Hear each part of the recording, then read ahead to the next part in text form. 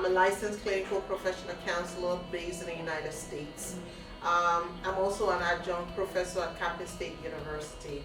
I'm vast and trained in all types and various diagnoses in mental health and mental illnesses. Today I'm talking about self-awareness is in place, because in order to recognize any problem, you have to have a base.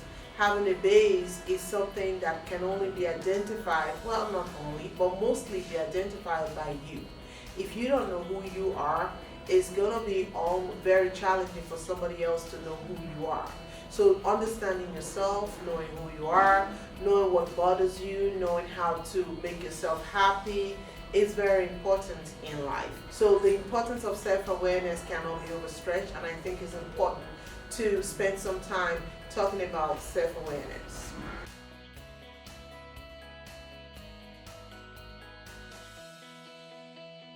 Discovering of self is a journey.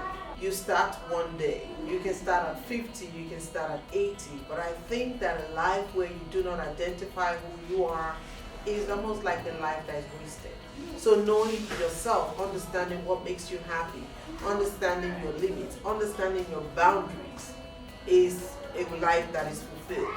If you identify who you are, you know what stresses you, you know what makes you happy, and then you can gravitate towards what makes you happy and try as much as possible to avoid what makes you unhappy.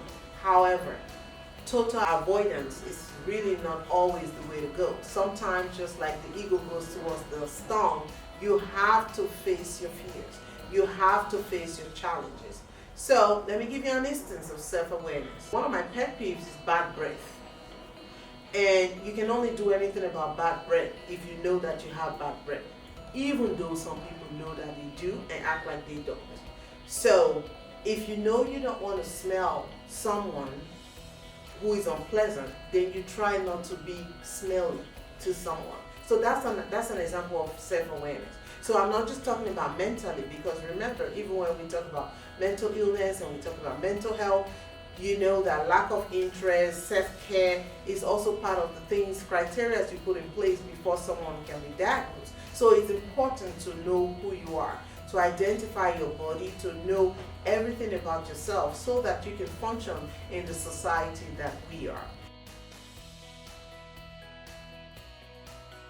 So I think for me as a person, my self-awareness is born from the fact that I've been exposed to different cultures. So for instance, I grew up in the village. Like I talk about this all the time, I'm from Urum in Edo State. So I grew up there and then migrated, to other parts of the world where I am today. Even though I've lived abroad for decades, I've been to so many parts of the world that for me, everywhere I go is an awakening of a new culture. And what culture has helped me do is identify things about myself I didn't know exist. But because I'm aware, because I'm open to awareness, then I've been able to learn, through that. My self-awareness is still developing. I'm not there yet. But at least I'm in a place now where it's easy for me to adjust. It's easy for me to function in every culture that I find myself, because wherever I go, I take a deep breath, take a glance, look around, pick one or two things, and then, move from there. With my self-awareness, I've been able to be open to criticism, because every day that we live, we have an opportunity to grow. That's what makes us fulfilled. Take, for example, puberty. Teenage years is the most challenging part of any development, both for children, for male and for female, because a lot of things change about you, your mental, your physical, a lot of things change. Sometimes it can be confusing. And as a result of that, that's the time where understanding who you are as a person is most important. So your self-awareness should be waking up every day, look at yourself in the mirror regardless of what you see, and say, I am beautiful, because you are beautiful. Every human being is beautiful. Even if you can't see, you can feel. You can feel something about yourself and say, this feels nice, this feels soft. Self-talk, positive self-talk is the beginning of the roadmap to identifying who you are and improving on your self-awareness. Once that is done, and that opens the door to different areas of life that you can improve on. once you understand that you're beautiful, once you understand that you're important, if not to anybody else, to you, then you start to take control of yourself. Then you start to take care of yourself, because now you're not doing it for the society, you're not doing it for your father, for your friends, you're doing it for you. It's okay to have that imposter syndrome. It's okay to feel not good enough. It's okay to feel like, can I do this or can I not do that? What's not okay is to stay there, because as long as you breathe, you're going to have moments of doubt, of self-doubt, which is important to go through to achieve a good self-awareness.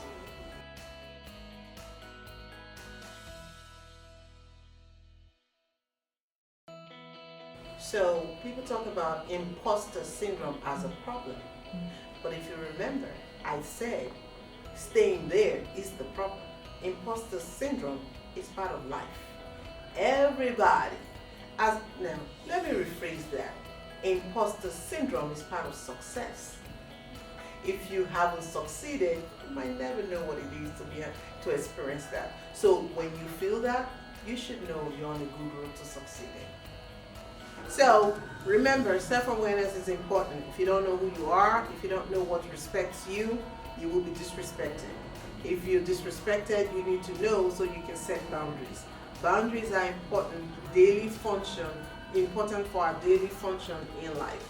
And also, most importantly, I want you to remember, when you feel those self-doubt, when you find yourself experiencing the imposter syndrome, it means that you're on your way to success. In order to get there, don't stay where you are.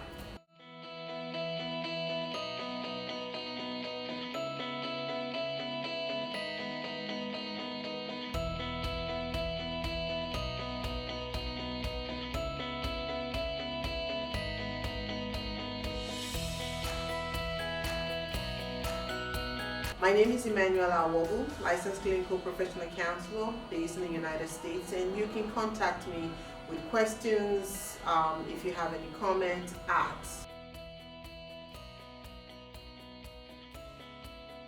Alright, so enjoy the rest of your day, and remember, every day you wake up is an opportunity to make it work. Take care.